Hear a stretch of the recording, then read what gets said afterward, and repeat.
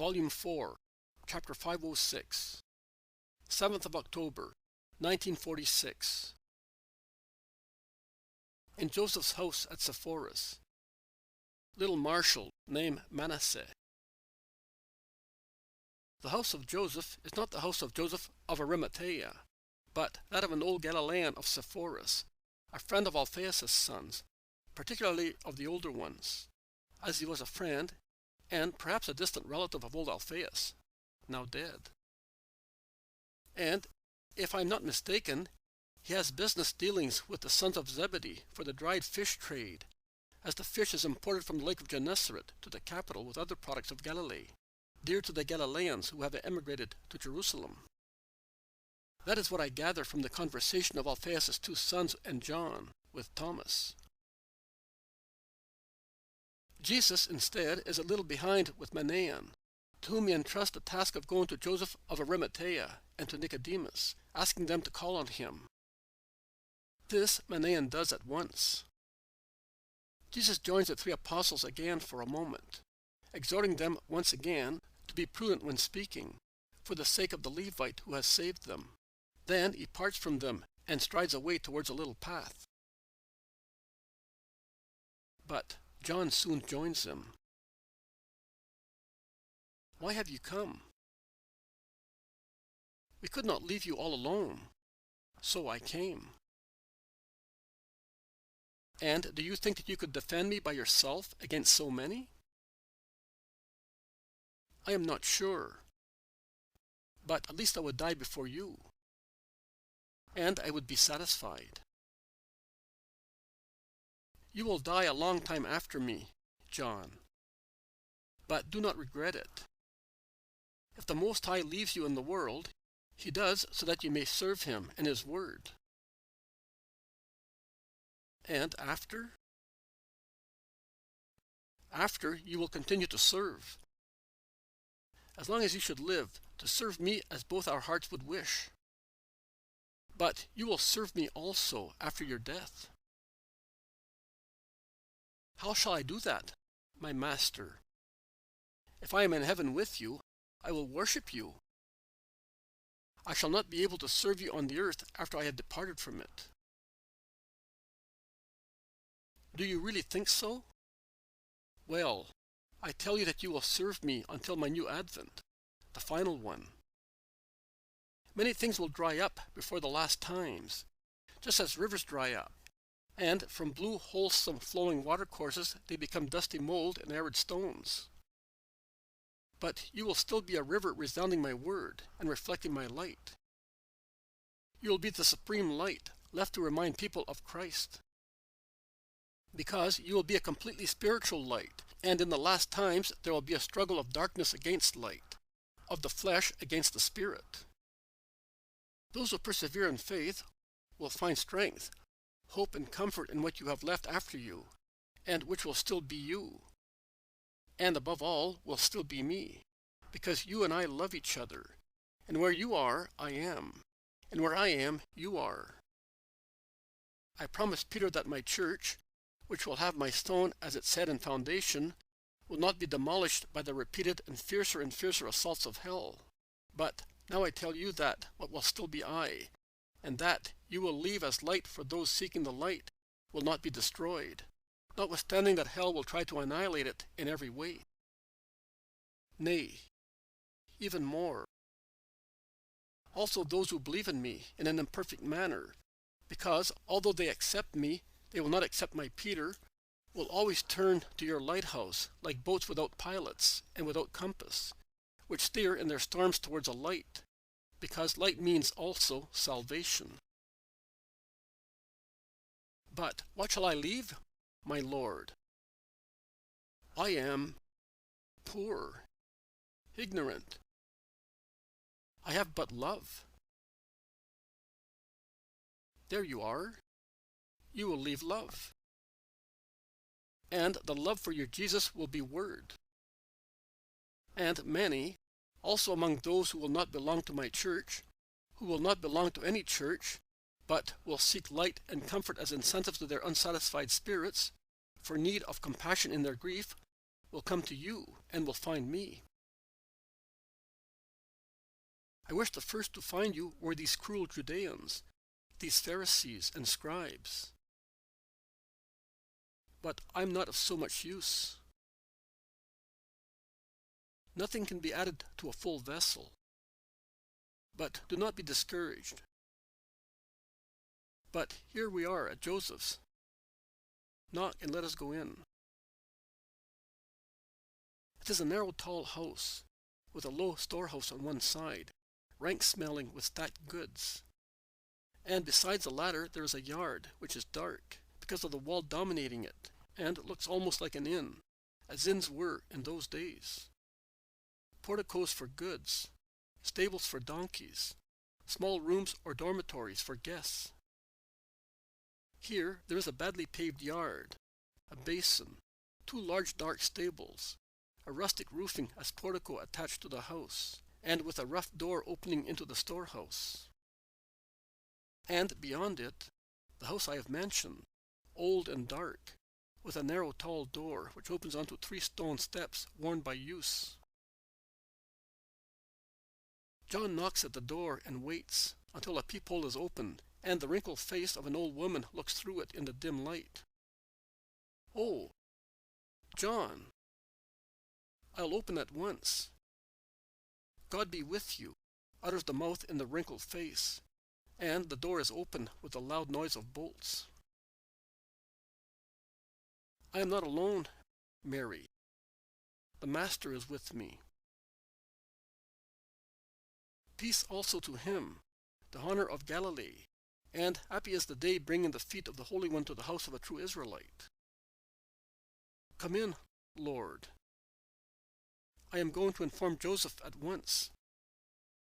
He is making the last deliveries, because the sun sets early in the sad month of Ethanim."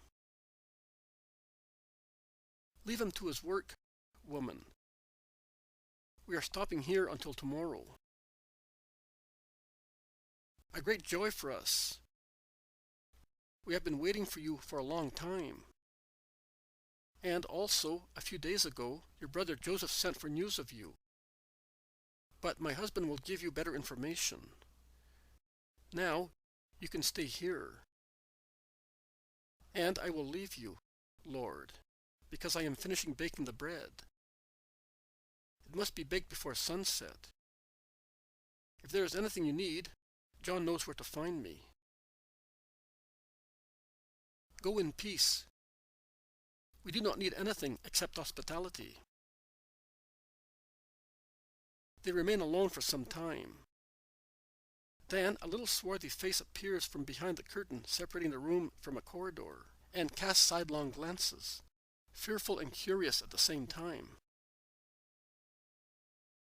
"Who is that boy?" Jesus asks John. "I don't know, Lord. He was not here on previous occasions.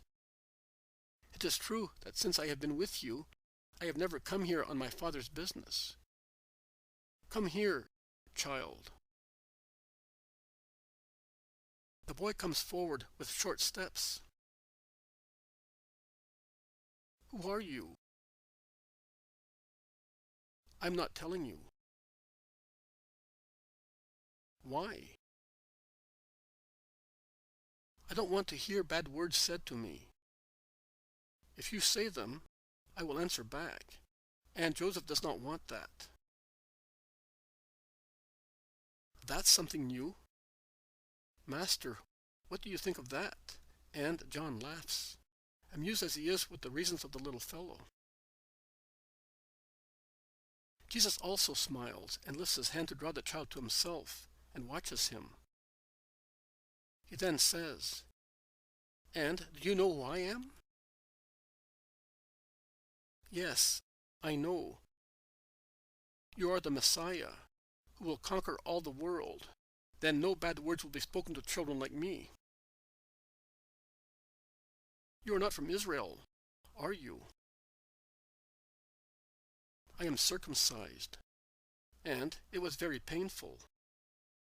But hunger also was painful, and not to have mommy anymore, and nobody. But it hurts also to hear that he weeps, having lost his primitive self-confidence. He must be a foreign orphan, John. Joseph must have accepted him out of pity and had him circumcised, explains Jesus to John, who is amazed at the child's reasoning and tears. And Jesus lifts the boy bodily and puts him on his knees. Tell me your name, child. I love you. Jesus loves all children, and little orphans in particular. I have one as well, and his name is Marjam, and I, too, because his thin voice becomes a hardly audible whisper, because I am a Roman. I told you. And you are an orphan, are you not? Yes. I do not remember my father. My mother, yes, I remember her. She died when I was already grown up, and I was left all alone, and nobody wanted me. From Caesarea on foot, following wayfarers, after the master had gone far away, and so hungry, and if I said my name, blows. Because they understood by my name, hey? Then I came here for a feast, and I was hungry. I went into the stables with a caravan, and I hid in the straw to eat the forage and carobs of the donkeys. And a donkey bit me, and I screamed, and they rushed in and wanted to hit me. But Joseph said, no, he has done it, and he says that we must do what he does. And I am taking the boy, and will make him an Israelite. And he took me and looked after me with Mary, and he gave me another name, because mine. But my mother called me Marshal, and tears began to stream down his cheeks once again. And I will call you Marshal, as your mother did. It was very kind of Joseph to do what he did. You must love him. Yes, but I must love you more. He says so. He always says, if one day you should meet Jesus of Nazareth, the Messiah, love him with your whole being, because it is through him that you have been saved from error. Mary, in the other room, was saying to the servant that the Messiah was in the house, and I came to see who had saved me. I did not know that Joseph had done this. He was so stingy. I would never have thought that he could. Poor Joseph. Stingy and disgusted with his sons. They had no respect for his gray hair. I know. But see? Perhaps this child instills new life into him, and he forgets. God rewards him thus for what he did for the boy. What is your name now? An ugly name. I like only the beginning of it, because it is like mine. Manasseh is my name. But Mary, who understands, calls me man. And the boy repeats it with such a desolate expression that Jesus and John cannot help smiling. And Jesus, to comfort him, explains, Manasseh is a name with a kind meaning for us. It means, the Lord has made me forget all my suffering. Joseph gave it to you, meaning that you will make him forget all his grief. And you will do so, my child, to be grateful to him. You yourself, with your new name, say that the Lord has loved you so much that he has given you a new father, a new mother, and a home. Is it not so? Yes. When it is explained thus, yes. But Joseph says that I must forget also my house. I do not want to forget my mother. Jesus looks at John, and John looks at the Master, and above the dark head of the boy, they exchange meaningful glances. Your mother is not to be forgotten. Joseph did not make himself clear, or, more likely, you have misunderstood him.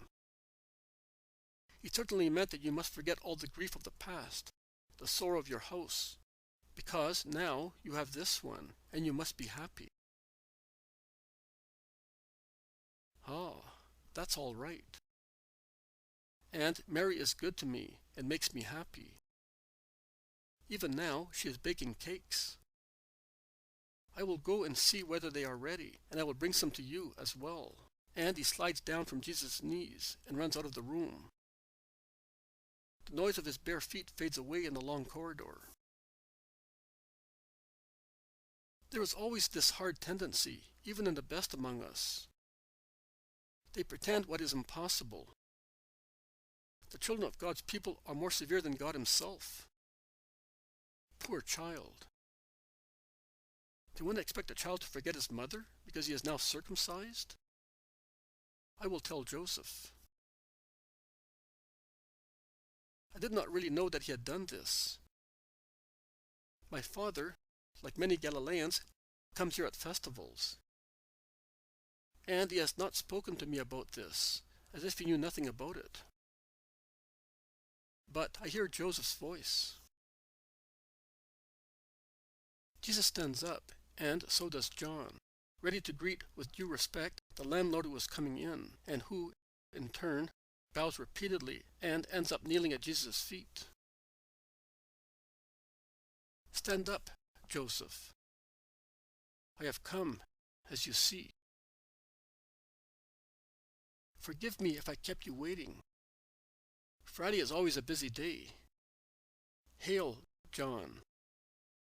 Have you news of Zebedee? Not since the tabernacles, when I saw him. Well, I can tell you that he is well, and so is Salome. Fresh news. This morning's. With the last delivery of fish. And I can also tell you, Master, that your relatives are all well at Nazareth. The man who came will depart the day after the Sabbath, if you wish to send word. Are you alone? No. The others will be here shortly. Very well. There is room for everybody. This is a faithful house. I am sorry that Mary has been busy baking the bread, and I with sales. We left you all alone. We failed to honor and keep you company as befits a guest. And a great guest. A son of God like you, Joseph. Those who follow the law of God are all equal. Hey, no. You are you. I am not a fool like these Judeans. You are the Messiah. That is by the will of God. But by my will and duty, I am a son of the law like you. Hey, those who slander you cannot say and do what you are saying now, and you always do. But you do much of what I teach. I have seen the boy, Joseph. Ah, have you seen him? He came. He knows that I do not want that. In your case, I am glad. But it might have been someone else. So, what would have happened? That, I do not like that. That's it. Why, Joseph? Not to be praised? Your thought is praiseworthy. But the child might think that you are ashamed to show him. And it's true. true? Why? Tell me. Well, the boy is not a Hebrew born of Hebrews, not even of proselytes, or of a Hebrew mother and a heathen father. He is the son of 2 Romans, a freed couple who lived in the house of a Roman at Caesarea on Sea. He kept the child while he remained there. But when he went away, he left the boy who remained alone. The Hebrews obviously would not accept him. The Romans, you know what the Romans are like. And those Romans of Caesarea above all. The boy, begging. Yes, I know. He arrived here, and you accepted him. God has marked your deed in heaven. And I had him circumcised. And I changed his name. His name. Pagan. Idolatrous. But I do not want him to mix with people and to remember his past. Why, Joseph? Jesus asks kindly, and he continues. The boy suffers for that. He remembers his mother. It is understandable. But it is also understandable that I should not wish to be criticized for accepting an innocent. Nothing else, Joseph. Why are you afraid of the opinion of man, when a higher judgment, the divine one, confirms that your action is a holy one? Why are you ashamed, out of respect for public opinion, or for fear of retaliation, of a good deed? Why do you want to set for the boy an example of duplicity, such as arises from changing his name and canceling his past, out of fear of being prejudiced? Why do you want to instill into the child contempt for his father and mother? See, Joseph, you have accomplished a praiseworthy deed, but you are covering it with dust, with such imperfect ideas. You imitated one of my actions. You received my words, which is good. But why do you not make my imitation perfect by completing it candidly and saying, yes, the boy was a Roman, and I did not feel disgust at him, because he is a son of the Creator, like you. I only wanted him to be in our law, and I had him circumcised. Really. The true circumcision is about to come, and the new incision will be made in man's hearts, from which the suffocating ring of treble concupiscence will be removed. Thus, even if the child had remained innocent until that time. But I do not wish to reproach you for that. You, a Hebrew, did the right thing in making him a Hebrew. But leave him his name. Oh, in future, how many people named Marshall, and Caius, and Felix, and Cornelius, and Claudius, and so forth, will belong to the Christ and to heaven.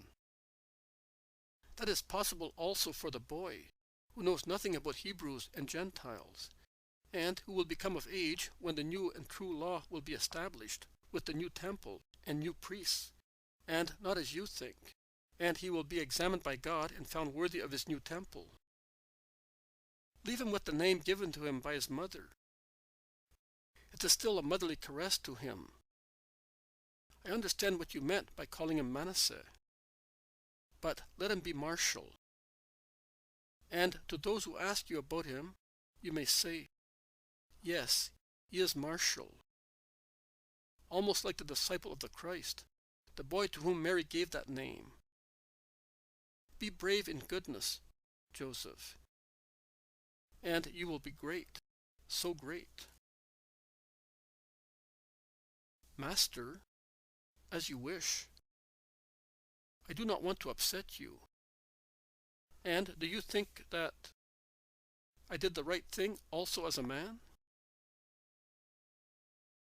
Yes, You did. Your sorrow has made you good. So everything you have done is well done. And this deed is a good one. Some knocks at the main door interrupt the conversation.